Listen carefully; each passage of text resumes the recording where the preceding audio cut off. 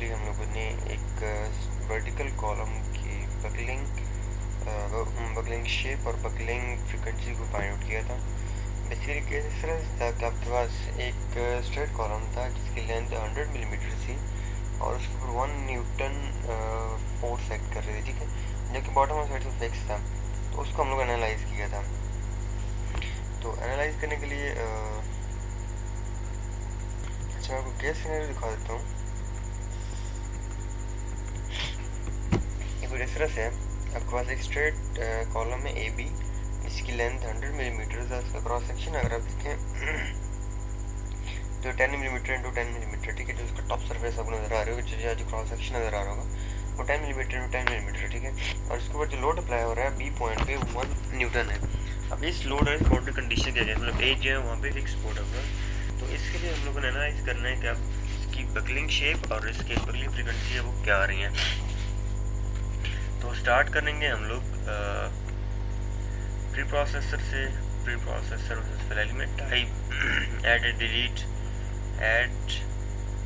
अच्छा, मैं आपको बताऊँ, जब भी आपका बीम होता है, चाहे आपके कॉलम होते हैं, उनके लिए आप बीम एलिमेंट ही यूज़ करते हैं, ठीक है, जिसमें आप एक लाइन ड्रॉ करते हैं और उसके अगेंस्ट उसके जितने भी रियल कॉन्स्ट होते हैं वो सारे डिफाइन कर देते हैं। अब जो लास्ट में आपको सर जो मैंने कराए थे वो बेसिकली एक ऑब्सोलीट एलिमेंट है, काफ़ी पुराना एलिमेंट, वो यूज़ कर सर ने कराए थे, ठीक है, जो कि यहाँ देख सकते हैं कि आपके पास लाइब्रेरी में मौजूद नहीं है। वो था बीम 3। उसको अप्लाई करने के लिए आप करेंगे ED, 1, बीम 3, ठीक है। जब आपने ये किया, अब दोबारा ऐड डिलीट में, तो यहाँ पे वो बीम 3 एलिमेंट ऐड हो गया हुआ है। लेकिन बहुत पुराना एलिमेंट है, मैं आपको दोनों तरीके से कराता हूँ, जो न्यू एलिमेंट है उसके साथ और जो ओल्ड एलिमेंट है उसके साथ भी आपको ये सॉल्व कराता हूँ। अच्छा, इस एलिमेंट की रिक्वायरमेंट ये आपने इसके लिए कुछ रियल कॉन्स्टेंट डिफाइन करने हैं। मीन आपने इसके लिए डिफाइन करना है भाई, ठीक है, बीम तो है बट इसका क्रॉस सेक्शन क्या होगा, इसकी डायमेंशन क्या है, वो सारी चीज़ें आपने डिफाइन करनी है। वो डिफाइन करने के आप लिखेंगे R, अच्छा अब आपको बता रहा हूँ,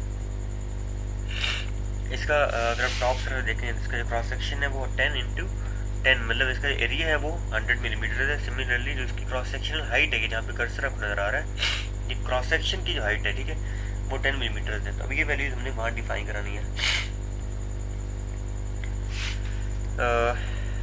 सबसे पहले R, 1 मीन आपने रियल कॉन्स्टेंट की कमांड स्टार्ट की। 1 मीन्स कि आपने एलिमेंट टाइप 1 जो डिफाइन की है उसके लिए चल रहा है, ठीक है। देन आपने क्रॉस सेक्शनल एरिया डिफाइन करना है 10 इंटू 10, 100। देन आपने मूवमेंट ऑफ इनर्शिया डिफाइन करना होता है अबाउट C एक्सिस, जो कि प्री कैलकुलेटेड मैंने रखा हुआ और वो है 833.33। देन लास्ट पे इस बीम की क्रॉस सेक्शनल हाइट जो कि 10 मिलीमीटर थी वो ऐड कर देनी है।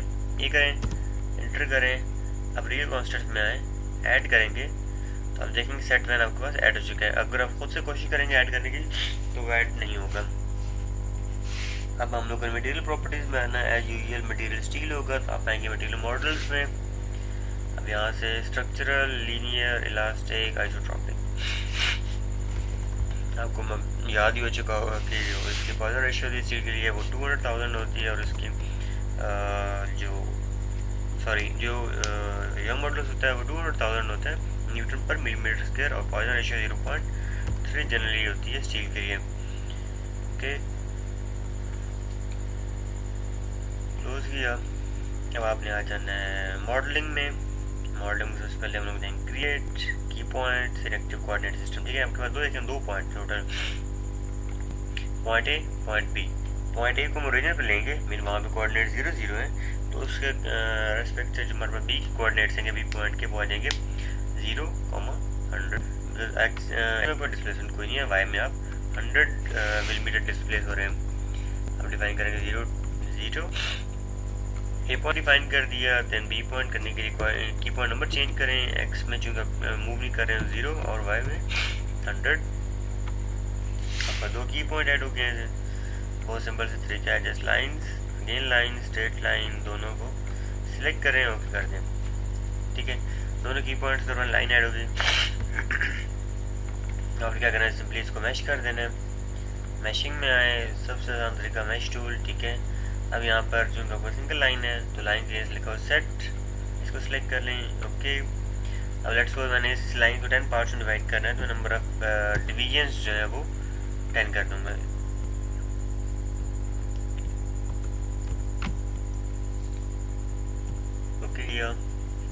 अगेन आप आ जाएंगे मैश टूल में और इसको मैश कर देंगे, लाइन सेलेक्ट करें, ओके कर दें,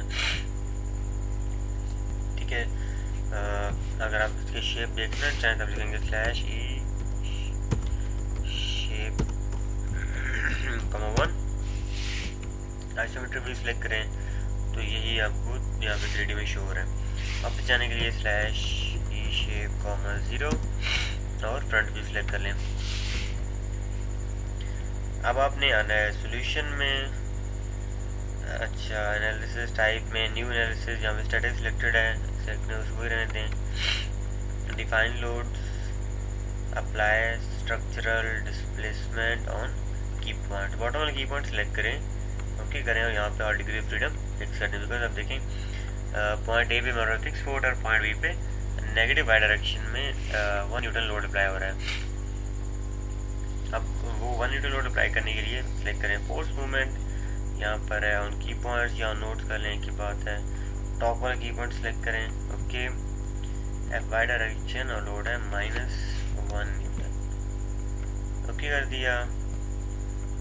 अच्छा बकलिंग में क्या होता है, सबसे पहले हमें स्टैटिक एनालिसिस परफॉर्म करना देते हैं, उस स्टैटिक एनालिसिस के रिजल्ट्स आप इंपोर्ट करते हैं बकलिंग में और वहाँ से फिर आप रिजल्ट लेते हैं कि इस अप्लाइड लोड के लिए आपके पास क्या रिजल्ट्स आ रहे हैं।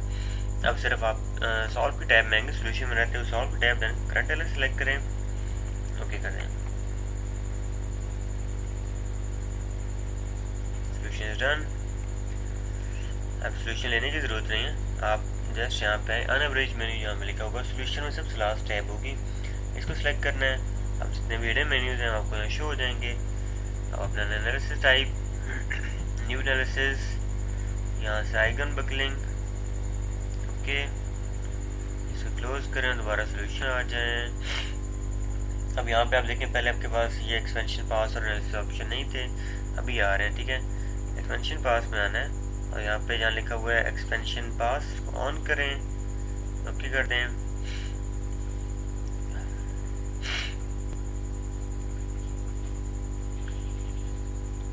ब्रिज मेन्यू को सिलेक्ट करके दोबारा ना ब्रिज कर दें।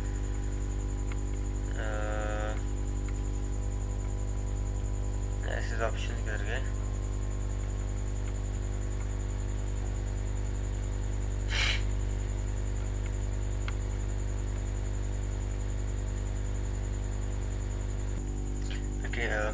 यहाँ पे आ रहा था एनालिसिस टाइप के अंदर ही एनालिसिस ऑप्शन हिडन हो गया।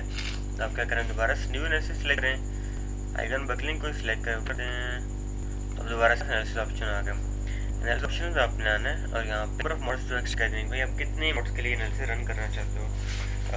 यूजली डिज़ाइन सेफ्टी के लिए हम फर्स्ट मोड को सिलेक्ट कर लेते हैं, बिकॉज फर्स्ट मोड के ऊपर आपके पास हाईएस्ट एम्पलीट्यूड आ रहा है, विच मीन्स कि आपके पास उस टाइम जो फ्रिक्वेंसी होती है फर्स्ट मोड की वो सबसे डेंजरस होती है, क्योंकि उसमें फ्रिक्वेंसी बहुत कम होती है बट एम्पलीट्यूड मैक्सिमम होता है। तो इसलिए यूजली हम लोग फर्स्ट मोड को देखते हैं और अपने डिज़ाइन को या फेलियर या जो भी चेक करते हैं।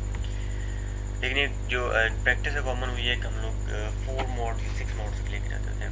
इसको ओके करें, अब एक्सपेंशन पास में और यहाँ पर एक्सपेंशन पास को ऑन करें, देन आपने आना है लोड स्टेप ऑप्शंस और एक्सपेंशन पास को सिलेक्ट करना है, सिंगल एक्सपैंड, एक्सपैंड मोड और यहाँ पर भी 1 सिलेक्ट कर लेना है।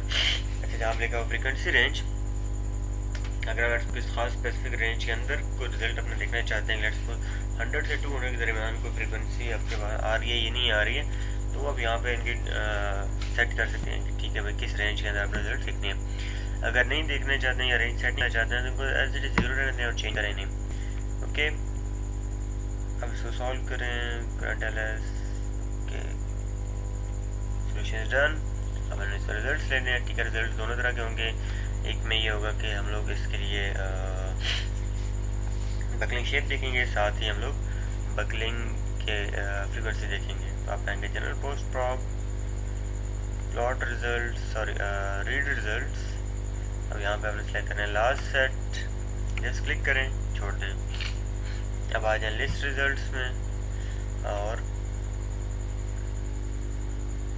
यहाँ पर आप